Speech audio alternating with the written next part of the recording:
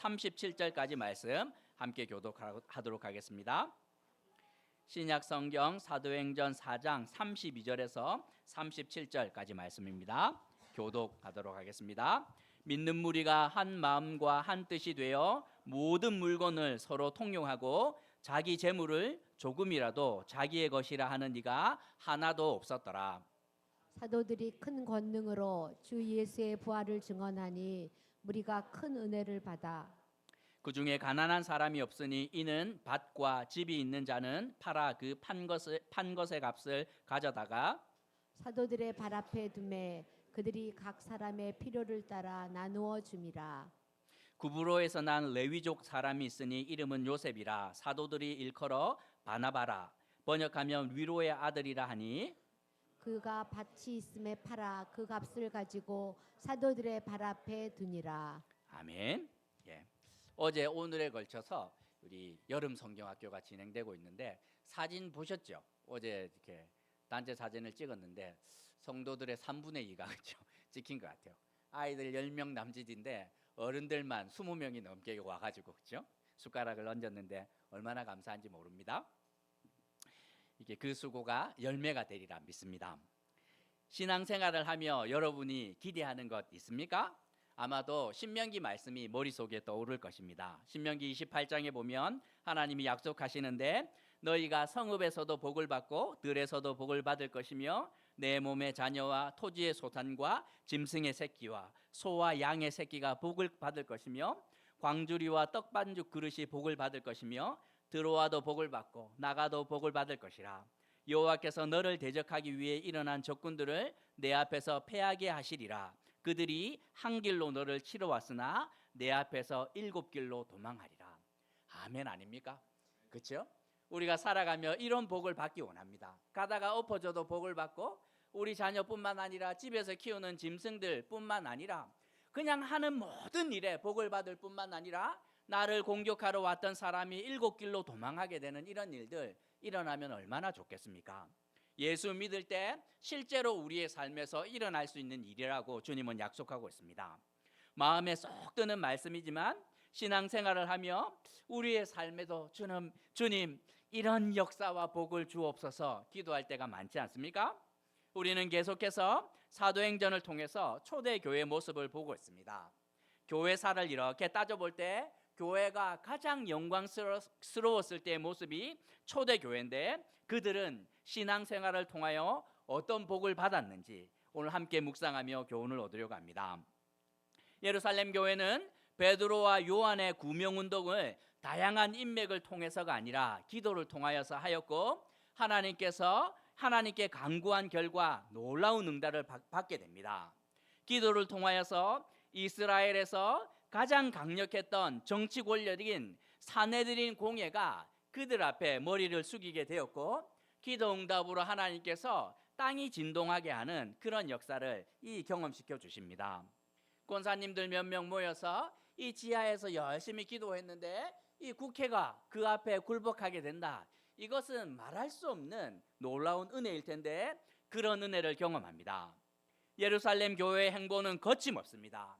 베드로의 설교 한 번에 3,000명, 또 한 번에 5,000명이 세례를 받았고 예루살렘 교회는 그냥 순식간에 예루살렘 도시의 3분의 1이 교회에 직간접적으로 연결되게 됩니다.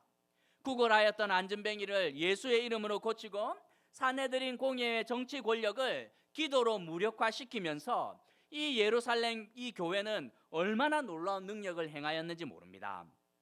그런데 더 놀라운 것은 이 바깥에서 나타나였던 이 역사 말고 그들 안에서 무언가가 일어났다 말씀하고 있습니다.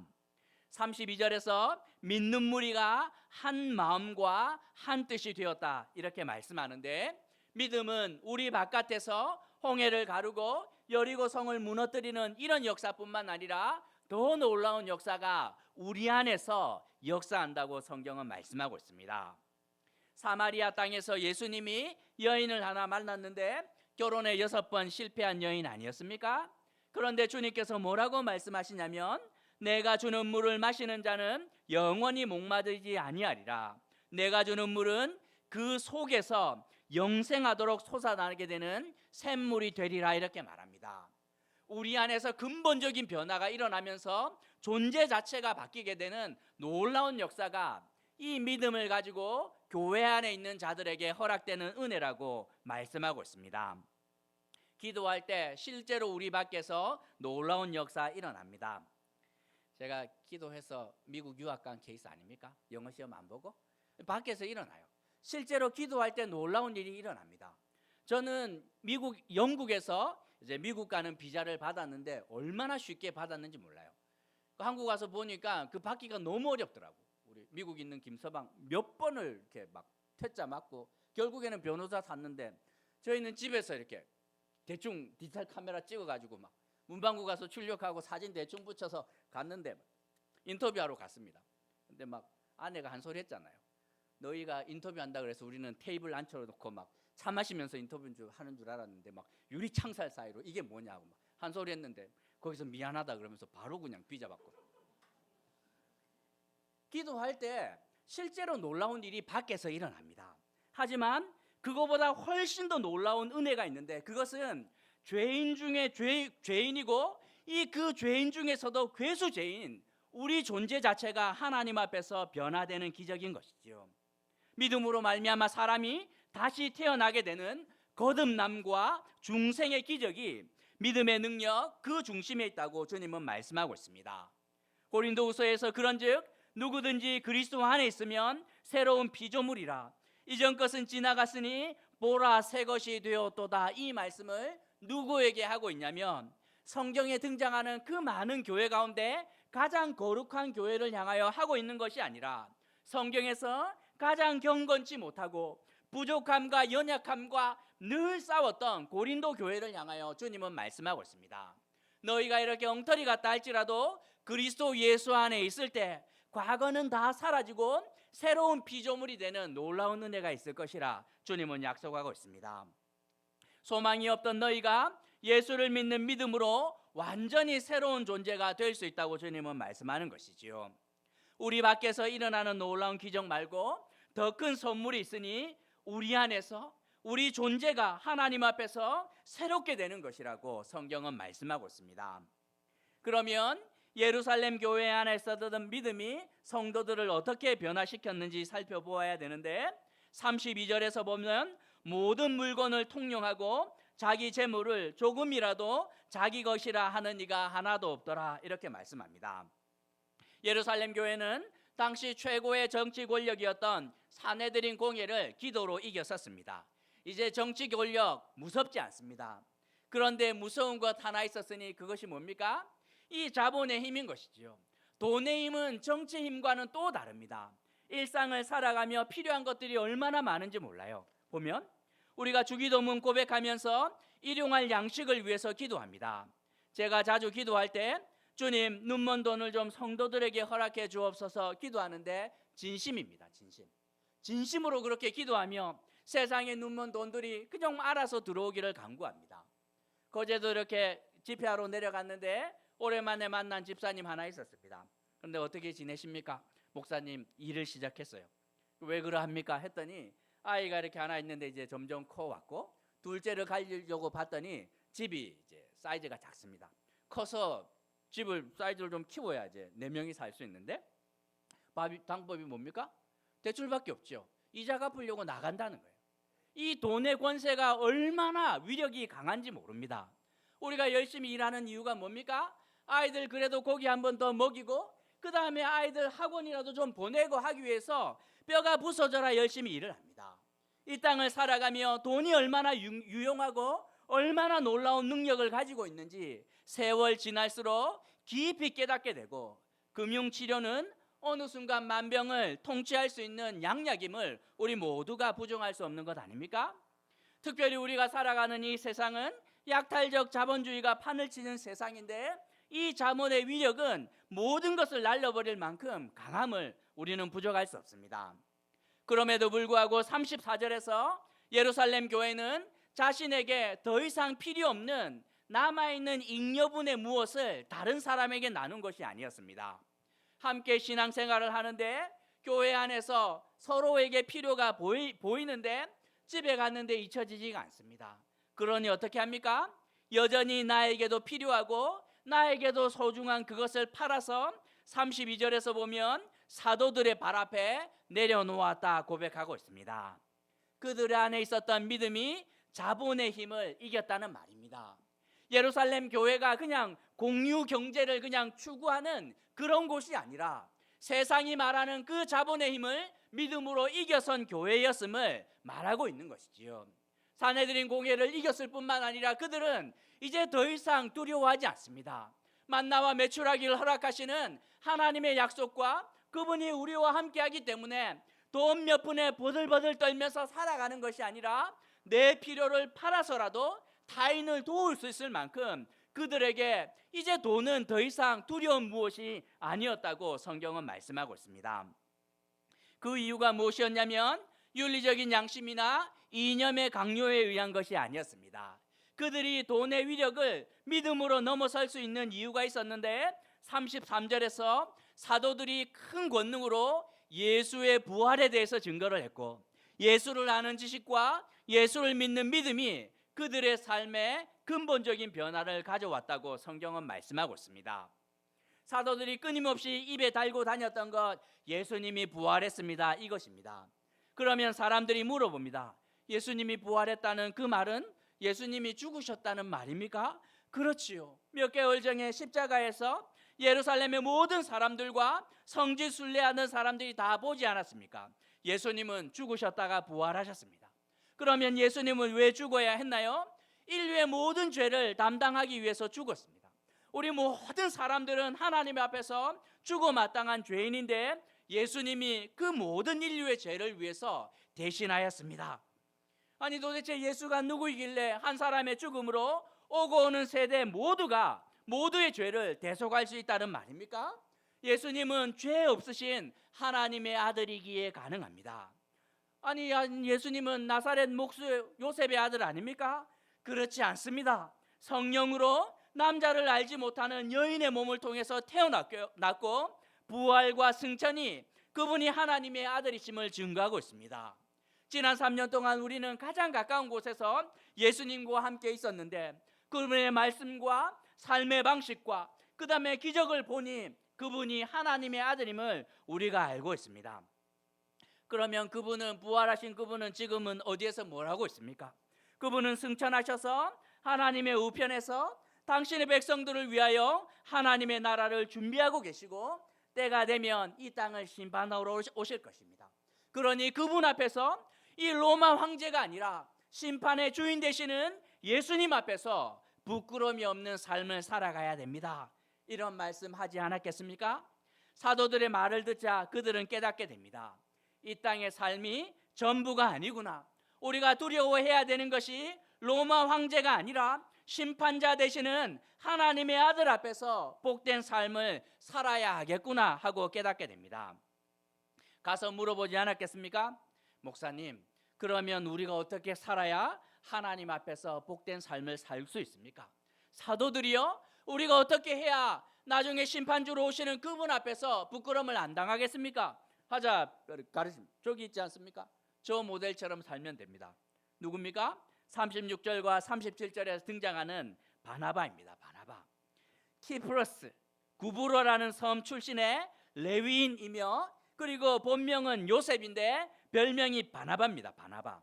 바나바가 어떻게 살았냐면 별명처럼 살았는데 바나바는 위로의 아들입니다. 위로의 아들.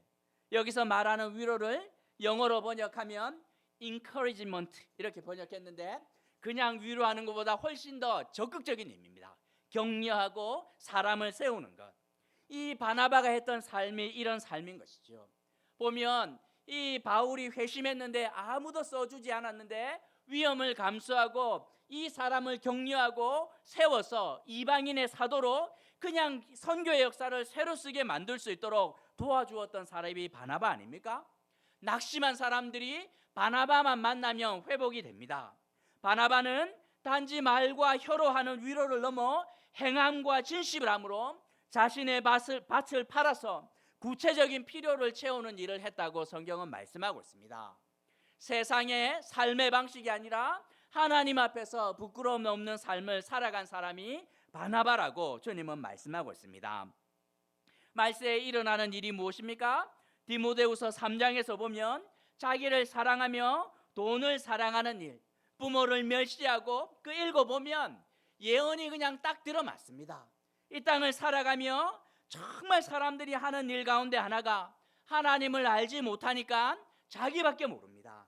자기를 사랑하고 자기를 위해서 돈을 사랑하는 일, 그것을 위해서라면 그 무엇도 마다하지 않는 일들 일어날 텐데 우리 사회에서 일어나는 일 보면 그 중심에 자기를 사랑하고 돈을 사랑하는 일로 말미암아 모든 범죄가 일어나지 않습니까?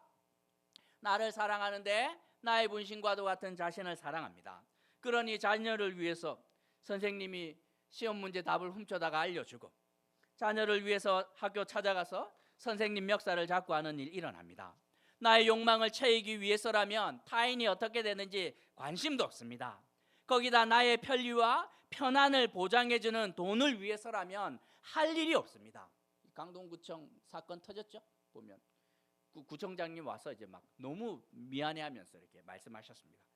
아니 이게 일반 회사도 그렇지만 이게 내가 잘못하면 이 구 전체가 위태위태하는데 몇백억 단위의 돈을 거침없이 그냥 빼돌리고 속이고 난리가 납니다. 시골은 좀 나을 것 같아요. 시골 제가 가끔씩 가면 이 동네도 그냥 막 엉망이다 이렇게 부모님 말씀합니다. 시골에서 할머니들이 열심히 농사 지어서 고추 말리고 깨 털어서 그거 이렇게 막 그 기름 짜고 가루 만들어서 자녀한테 보내주려고 그 마당에다가 이렇게 말린다고 널어두었는데 누구 와서 그거 다 걷어간다는 거예요.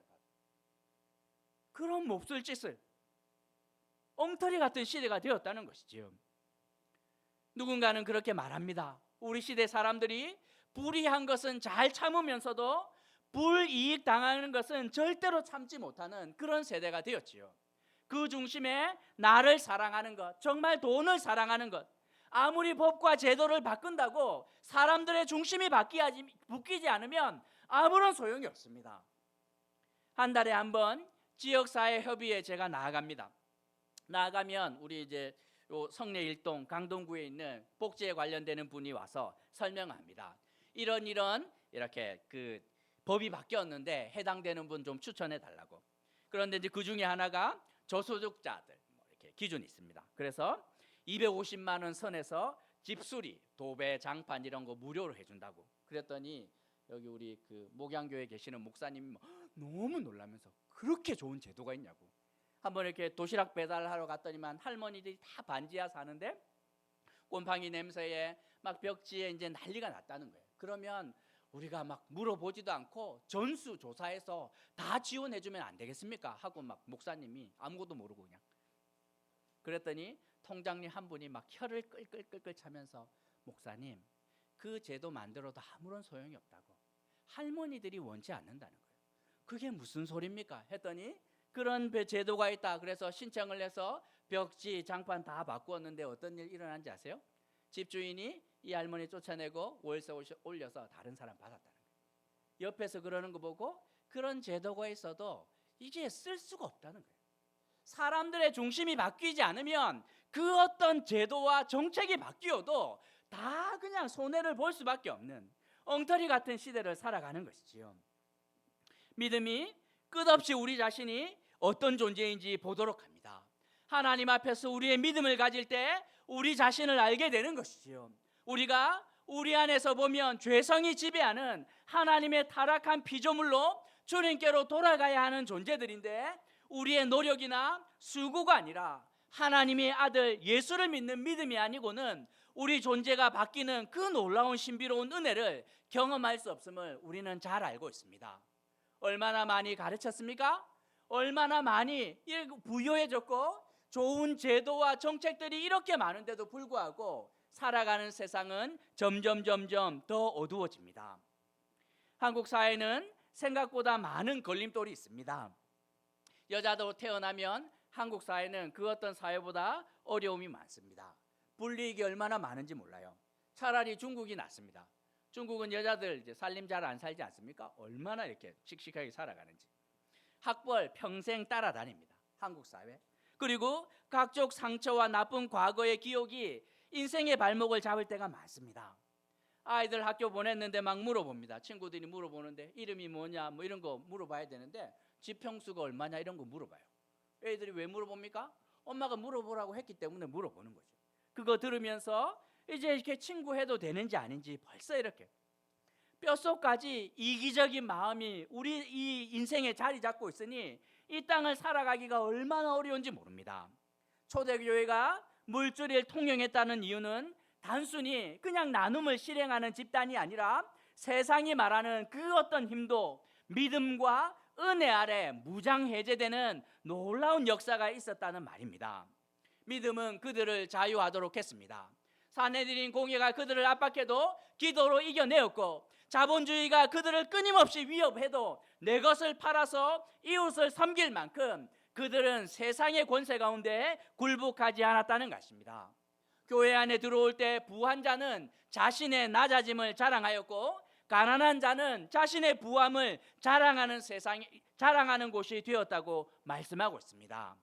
예루살렘 교회 안에 들어올 때 세상이 붙여주었던 수많은 계급장이 그 안에 들어오기만 하면 그냥 쓸모없어지고 모두가 하나님의 사랑받는 자녀가 되고 이 정말 자유하게 되는 모습이 믿음 안에서 경험되었다고 성경은 말씀하고 있습니다.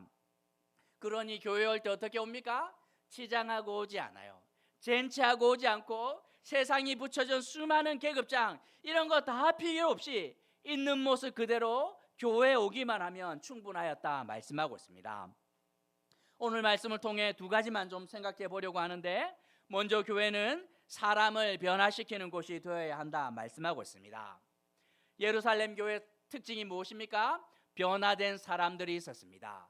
그들은 세상과 완전히 다른 가치관으로 살아갔고 돈을 무서워하지 않으며 믿음으로 서로의 필요를 돌아보았다 말씀하고 있습니다. 교회는 궁극적으로 하나님을 예배하는 곳이 되어야 하지만 믿음을 고백하는 자들에게 반드시 예수 안에서 새로운 피조물이 되게 하는 능력이 나타나야 한다고 성경은 말씀하고 있습니다. 사마리아 여인처럼 그 속에서 생수의 강이 터져 나오는 변화가 우리에게 허락되어야 된다고 성경은 말씀하고 있습니다. 사람이 언제 변화됩니까? 절대로 안 변합니다. 그렇죠? 죽어서 다시 태어나지 않는 이상 변화되지 않습니다. 어르신들이 하는 말이 무엇입니까? 사람 고쳐 쓰는 거 아니다 이렇게 말하는데 거짓이 아니죠. 통계학적 진리가 맞습니다.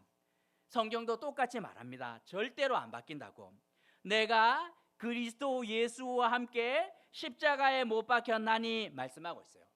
옛 사람이 죽지 않으면 절대로 변화되지 않는데, 그런데 그리스도 예수 안에서 내가 산 것이 아니요 오직 내 안에 그리스도 예수께서 사신 것이다 이렇게 말씀합니다. 믿을 때 그리스도와 함께 나의 옛 사람이 죽고 내 안에서 그리스도가 살기 시작을 할 때 우리는 참된 변화를 경험할 수 있고 믿음 안에서 교회 안에서 그 놀라운 역사가 허락된다고 주님은 말씀하고 있습니다. 예수 안에서 옛 사람이 죽고 예수 안에서 새 사람이 태어나는 근본적인 변화가 믿음이 우리에게 주는 제일 놀랍고 제일 귀한 기적이자 능력이라고 주님은 말씀하고 있습니다. 우리가 생각해야 되는 두 번째는, 목사님 그러면 사람을 변화시키는 능력이 어떻게 나타납니까? 오늘 본문에서 예수를 통해 나타난다 말씀하고 있습니다. 사도들은 선한 양심이나 이념의 강요가 아니라 제자 훈련을 통해서가 아니라 예수의 부활을 증언하는 일을 합니다. 예수를 믿는 믿음이 그들을 새로운 사람으로 바꾸어 내었다는 말입니다. 제가 지난주 말씀드렸죠. 아버지가 교회 건축 열심히 하시다가 구치소 이렇게 잠깐 다녀오셨는데, 아버지가 이제 이렇게 보석으로 일찍 풀려나서 집에 오셨고 얼마 지나지 않아서 꽤 오랜 시간이 지났는데 집에 누군가가 찾아왔습니다. 아직도 얼굴이 기억나요. 검정색 뿔테 안경을 끼고 정말 이렇게 얼굴이 근사하게 생긴 이 아저씨가 한 분 오셨는데, 그분이 목사가 되어서 이렇게 인사하러 왔습니다. 아버지와 함께 한참 교제하다가 갔는데 누군지 물어보았더니 구치소에 수감되었던 이 죄수 가운데 하나였고, 그래서 제가 물어보았죠. 그래서 저분은 무슨 죄를 지었습니까? 이렇게 물어봤더니 아버지가 아무 말씀 안 하시고 한참 있다가 이제 제가 가만히 앉아 있으니 살인이다 이렇게. 누구를 죽였습니까? 혹시라도 뭐 강도를 죽일 수도 있고 뭐 나쁜 사람을 죽일 수 있을 텐데 누구를 아빠 죽였나요? 물었더니 아버지 한참 계시다가 장모를 죽였다. 그래서 제가 더 이상 물어보지 않았습니다. 그러고 생각이 들었던 거죠.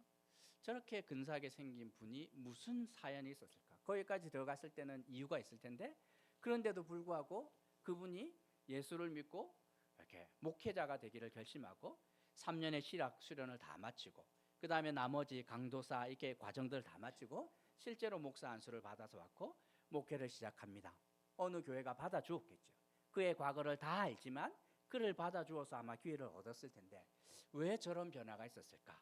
제가 이렇게 고민이 되었습니다. 아버지는 단 한 번도 이렇게 그 구치소 그 수감 시절에 있었던 이야기를 저한테 해준 적이 없고 물어도 잘 안 해주십니다. 하지만 아주 가끔씩 파편적으로 조금씩 알려주실 때가 있는데 그것들을 제가 다 이렇게 조합을 해가지고 상상을 해보았습니다.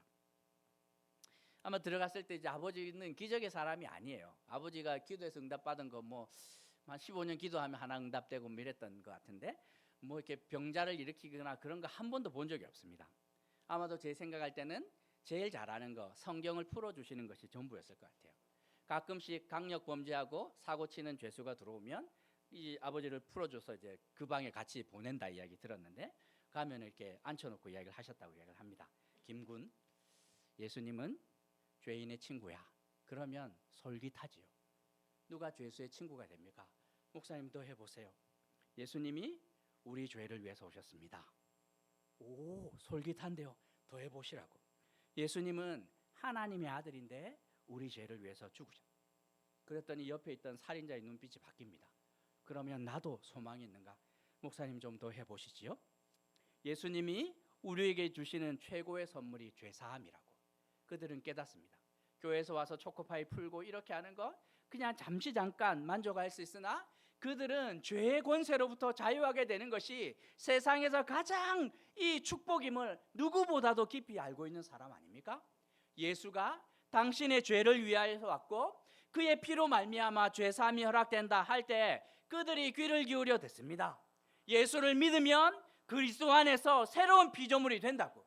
너희 죄가 진홍같이 붉을지라도 양털처럼 휘어진다 이렇게 말하는데 사람들의 눈빛이 바뀌는 것이죠. 세상에서는 지울 수 없는 그 전과와 이 과거들이 그리스도 안에 있을 때 아무도 기적하지 않는다 이렇게 말할 때 예수가 그들의 참된 구주가 되는 것입니다. 그리고 말합니다. 성령께서 우리와 함께 하시는데 그 성령, 예수의 영인 성령 하나님의 별명이 보혜사인데 그 보혜사라는 뜻은 변호사입니다. 할렐루야. 그들에게 가장 필요한 분이 누구입니까? 변호사인 것이죠. 자기의 죄를 변론해주고 대변해주고 그것들을 이렇게 방패막이가 되는 그 변호사가 필요한데 예수께서 대가를 지불하시고 그의 영인 성령께서 보혜사가 되신다는 이 말이 그들에게 큰 능력이 되었음을 상상할 수 있는 것이지요. 그 안에서 눈에 보이는 기적 하나도 없었지만 성경을 풀기만 하였고 예수가 부활하셨다 하는 이 가르침이 그들의 영혼들을 그냥 찌르기 시작을 하며 그들의 중심이 주님께로 돌아오게 되는 은혜가 있었음을 확인할 수 있었던 것입니다. 오직 예수 안에 능력이 있습니다. 그 능력이 우리를 변화시키는 것이지요. 단순히 나쁜 습관과 행동을 교정하는 것을 넘어 죄성으로 가득 찬 우리 존재가 변화되게 하는 정말 그냥 어둠에 그냥 자식으로 살아가던 우리의 존재가 빛의 자녀로 하나님의 자녀로 변화시켜 주시는 그 놀라운 능력이 예수를 믿는 믿음을 통하여 우리 가운데 나타난다. 성경은 약속하고 있습니다. 예루살렘 교회는 이런 능력이 있었습니다. 오직 예수 안에서 사람을 변화시키는 능력이 있었다고 성경은 기록하고 있습니다. 한국 교회가 회복해야 되는 것이 이런 것 아닙니까? 조선의 복음이 처음 들어왔을 때 이런 일들이 흔하게 일어났습니다. 백정이 정말 예수 안에서 자신의 존귀함을 깨닫게 되자 눈빛이 바뀌었습니다. 양반들이 기득권을 가지고 이렇게 살아왔다가 이 정말 예수 안에서 내가 죄인이라는 사실을 깨닫게 되자 그들이 그냥 땅바닥까지 낮아지는 것이죠. 교회 안에서 여인을 존귀하게 여기는 은혜가 나타났음을 우리는 기록을 통하여 알 수 있습니다. 여전히 세상의 신문제 폐지 같은 것 일어나지 않았으나 믿음 안에서, 예수 안에서 그들은 이미 세상이 감당치 못하는 존재들로 거듭나 있었음을 우리는 알 수 있습니다. 예전에는 교회 가면 실제로 사람이 변화되었습니다. 이 정도의 차이는 있기는 하지만 이 정말 3년, 5년, 길게는 20년 이렇게 다니면서 실제로 그들의 존재가 변화되었습니다. 눈으로 많이 보았습니다. 얼마나 거친 이렇게 동네에 살았는지 제가 어릴 때 다 이제 상위 용사들 아닙니까? 누나가 이렇게 학교 갔다가 오면 동네 아이들이 누나 얼굴에 침을 뱉은 일 흔하게 있었다 제가 말씀드렸죠. 동네에서 피아노 칠 수 있었던 유일한 아이였기 때문에 동네 누나 형님들이 얼마나 이렇게 누나 미워했는지 몰라요. 학교 갔다 오면 그냥 미우니까 얼굴에 침을 뱉고. 그런데 시간이 지날 때 그분들이 다 교회 안으로 들어옵니다. 술만 먹으면 저희 집 문 두드리며 목사 나와 이렇게 해서 멱살을 잡았던 그분 가정이 몇 년 지나고 결국엔 교회 안으로 들어옵니다.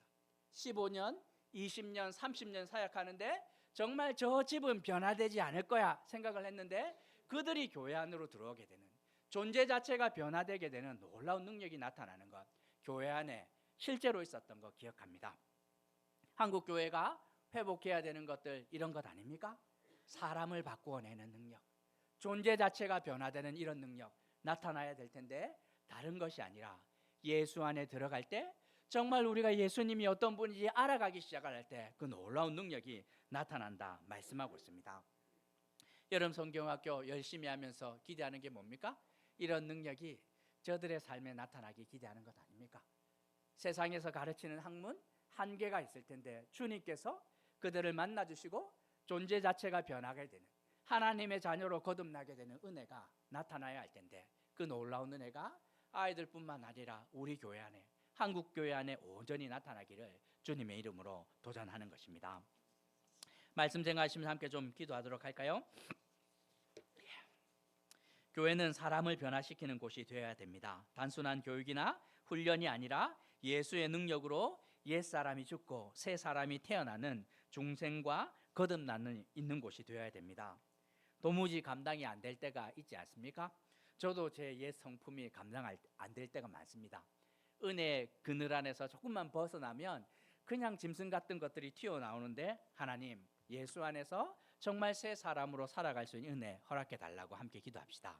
모든 강력을 파하는 예수 안에, 이름 안에 있는 능력이 우리를 자유케 하고 우리 인생을 가로막고 있는 모든 장벽을 뛰어넘게 하는 은혜가 우리에게 허락되기를 말씀 생각하시면서 함께 기도하도록 하겠습니다. 기도합시다. 자비로우신 하나님 아버지, 은혜를 간구합니다. 하나님 아버지, 땅을 살아가며 하나님 우리에게 은혜를 더하여 주옵소서. 하나님 아버지, 교회 안에 있는 능력이 사람을 바꾸는 능력일 텐데 하나님 그 능력을 우리 가운데 허락하여 주옵소서. 하나님 아버지, 오직 예수 안에 하나님 우리 존재가 변화되는 그 놀라운 능력이 하나님 나타나기를 기도합니다. 하나님 옛 성품이 그리스도의 십자가에 하나님 못 박히게 하여 주시고 새 성품이 그리스도 안에서 하나님 아버지 정말 우리 가운데 허락되는 은혜가 나타날 수 있도록 주님과 함께하여 주옵소서. 주님을 알아가며 하나님 우리 자신을 발견하고 우리의 죄됨을 발견하고 하나님 아버지여 그 보혈의 능력이 얼마나 놀라운 것인지 우리로 하여금 알게 하여 주시고 하나님 아버지 닮아가게 되는 놀라운 은혜가 하나님 우리 가운데 나타날 수 있도록 주님 역사하여 주시기를 그리 기도하오니 하나님 아버지 지바시고 놀라운 은혜를 하나님 아버지 우리 가운데 허락해 주시길 저희 기도합니다. 하나님 아버지, 교회 가운데 하나님 그런 사람을 변화시키는 능력이 허락되기를 기도합니다. 하나님 아버지, 이 말하는 눈꽃새를 뛰어넘는 놀라운 능력이 하나님 아버지 저를 통하여 나타나게 하여 주시고 하나님 아이들 가운데 하나님 그 놀라운 능력이 나타날 수 있도록 주님 역사해 주시고 그 은혜가 하나님 나타날 수 있도록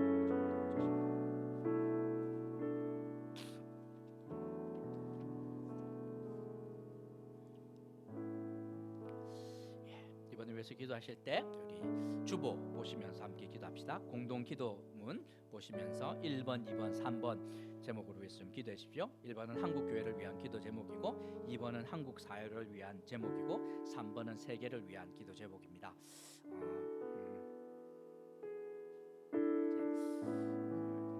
영국에 있을 때 영국 분들이 자주 말했어요. 제가 한국에서는 목사다 이렇게 말할 때 옛날에 그랬다 이렇게 하면서 할머니들이 전해주었는데 영국은 교회 하나가 생기면 술집 하나가 문 닫았다 이렇게 말했습니다.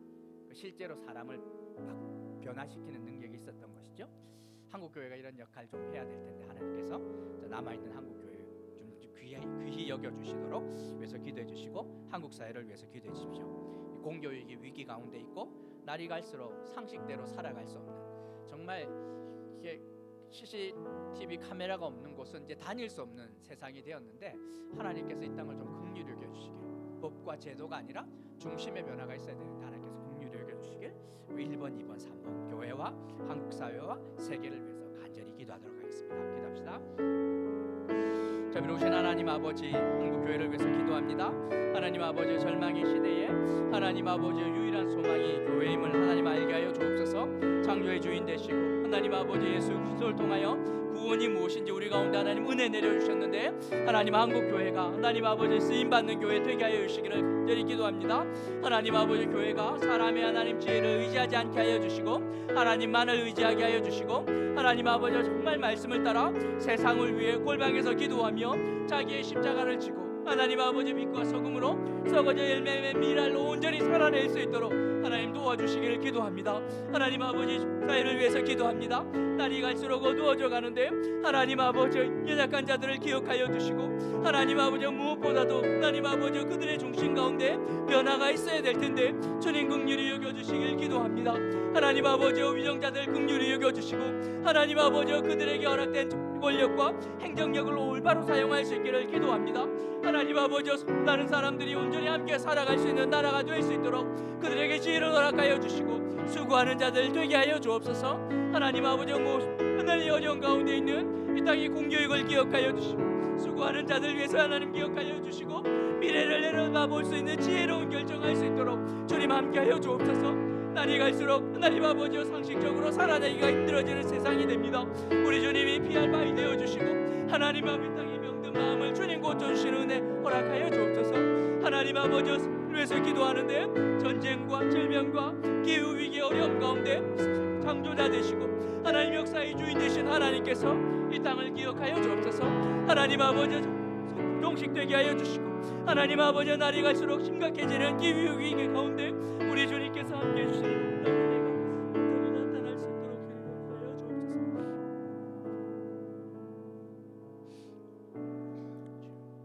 이 시간 위해서 기도하실 때 4번, 5번, 6번 제목으로 위해서 기도합시다.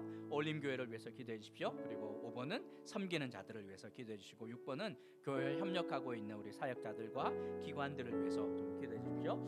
교회가 정말 이렇게 미랄과 또 이렇게 빛과 소금으로 좀 살아내야 되는데 우리 교회가 그 역할 잘 할 수 있도록 위해서 좀 기도해 주십시오. 4번, 5번, 6번 제목 보시면서 함께 기도하도록 하겠습니다. 기도합시다.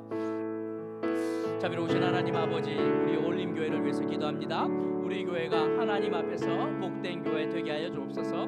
다시 모이기에 힘쓰는 교회 되게 하여 주시고 우리가 모일 때마다 예배의 영광을 경험하게 하시며 성도만이 누릴 수 있는 풍성한 교제 가운데로 우리 주님께서 인도해 주셔서 하나님이 기뻐하시는 교회 되게 하여 주시고 하나님을 기뻐하는 교회 되게 하여 주옵소서. 하나님을 전심으로 사랑하고 이웃을 온전히 섬기는 교회 되게 하시고 하나님 아버지 세상에서 상처받고 지치고 낙심한 영혼들과 공동체가 필요한 영혼들 보내주시고 그들을 섬길 자들도 함께 세워주셔서 섬기는 자도 섬김을 받는 자도 모두 위로를 경험하고 회복하는 교회 될 수 있도록 우리 주님께서 축복하여 주옵소서. 하나님 아버지 교회를 섬기는 자들을 위해서 기도합니다. 하나님 아버지 우리 중직자들 또 하나님 아버지 직분자들 기억하여 주셔서 각자의 은사와 부르심을 따라 주의 몸된 교회를 함께 세우고 섬기게 하여 주시고 하나님 아버지 지혜와 믿음을 더하여 주시고 하나님께서 기뻐하시는 뜻을 분별하며 하나님 담대한 믿음으로 계획한 모든 것들을 이루는 한 해가 될 수 있도록 축복하여 주옵소서. 하나님 아버지 교회에 협력하고 있는 사역자들과 기관을 위해서 기도합니다. 어려운 때에 소자들을 돌보는 사역 기억하여 주시고 우리 선교사님들 하나님 아버지 땅에서 하고 계신데 주님께서 그 필요를 따라 놀란 손길들 주님 허락하여 주시고 하나님 아버지 알아갈 수 있도록 우리 주님 축복하여 주옵소서.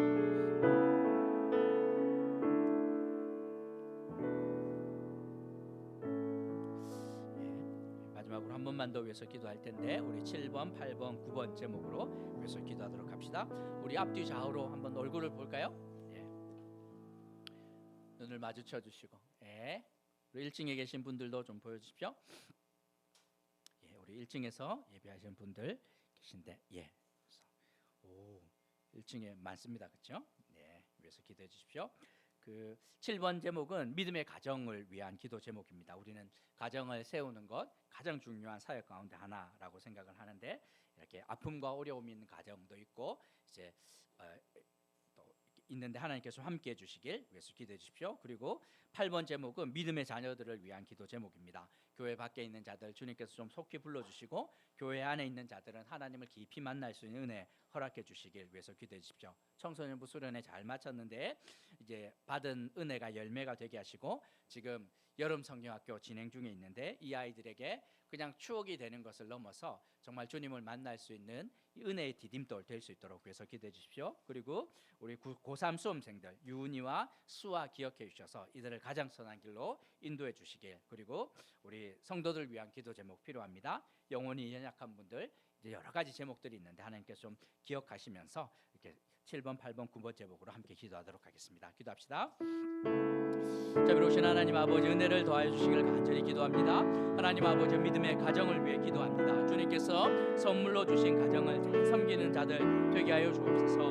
부부는 하나님의 말씀을 따라 담대한 믿음과 사랑으로 서로를 겸손히 섬기게 하여 주시고, 자녀들은 부모에게 순종하며 부모는 자녀를 주의 교훈과 훈계로 양육하기 위해 수고하는 자들 되게 하여 주옵소서. 특별히 아픔과 어려움 있는 가정 기억하여 주시고 하나님께서 가장 선한 길로 인도해 주시기를 기도합니다. 하나님 아버지, 우리 믿음의 자녀들을 위해서 기도합니다. 하나님 아버지, 믿음 안으로 제발 좀 불러주옵소서. 교회 안에 있는 자들 주님을 깊이 있게 만나게 하여 주시고 그들의 인생을 하나님 앞에서 가장 선한 길로 인도해 주시길 간절히 기도합니다. 오직 주님 품 안에서만 누릴 수 있는 참된 안식으로 인도하여 주시고, 하나님 아버지, 청소년부 수련회 잘 마쳤는데 하나님 아버지 받은 하나님 은혜가 열매가 되게 하여 주시고, 하나님 아버지 여름 성경학교 진행 가운데 있는데 하나님 아버지 그들에게 추억을 넘어서 주님을 기억하고 알아가고 만날 수 있는 은혜 허락하여 주옵소서. 성도들을 위해서 기도합니다. 몸과 영혼이 아픈 자들 만져주시고 일상을 살아가는 우리 모두에게 일용할 양식을 허락하여 주옵소서. 직장생활 하는 형제 자매들에게 믿음과 지혜를 허락하여 주시고 그들에게 막혀있는 인생의 문을 우리 주님께서 열어주시는 놀라운 은혜 허락하여 주옵소서. 무엇보다 믿음으로 살아가며 하나님 아버지 정말 예수 안에서 누리는 풍성한 은혜 경험하게 하여 주시고 모든 세대가 믿음에서 낙오하지 않도록 우리 주님께서 축복하여 주옵소서. 주님 역사하여 주시고 진행하게 하여 주옵소서.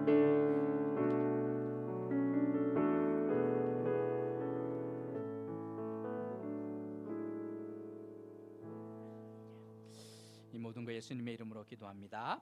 아멘. 우리 찬송가 299장 부르시면서 준비하시는 언금하도록 하겠습니다. 우리 유명자 권사님, 우리 다연이 수고해 주시면 감사하겠습니다.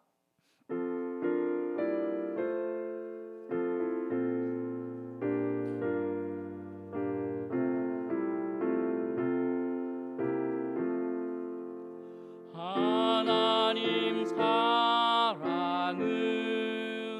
온전한 참 사랑 내 맘에 부어 주시사 충만케 하소서.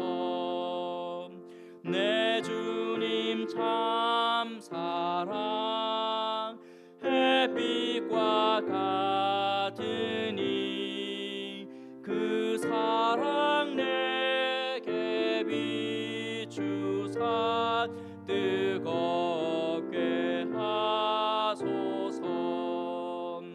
그 사랑 앞에는 풍파도 그치며 어두운 밤도 환하니 그 힘이 크도다.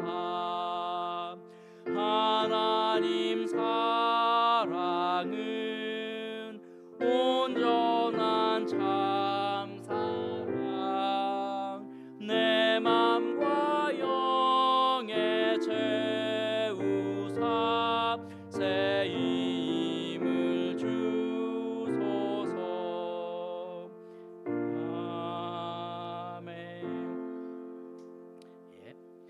자전거 감사합니다. 우리 상은이 감사한금 드렸고, 정상숙 권사님, 우리 성구 형제, 우리 한규희 장혜원 커플, 그리고 유명자 권사님 감사한금 드렸습니다.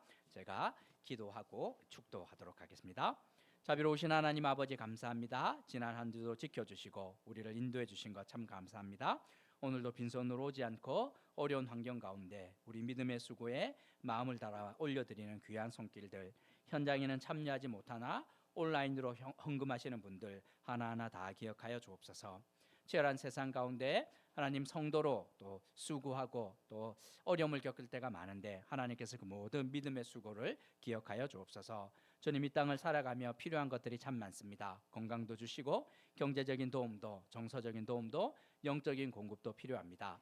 때로는 인생의 아픔과 환난으로 말 못할 어려움으로 어디로 가야 할지 알지 못해 힘들어할 때마다 우리 주님께서 찾아가셔서 위로하시고 힘주시고 친히 인도하시는 믿음과 은혜를 풍성하게 허락하여 주옵소서. 이 땅을 살아가나 영원한 것을 사모하게 하시고 예수 안에서 허락되는 그 놀라운 믿음으로 이 땅을 넉넉히 살아가는 저희들 되게 하여 주옵소서.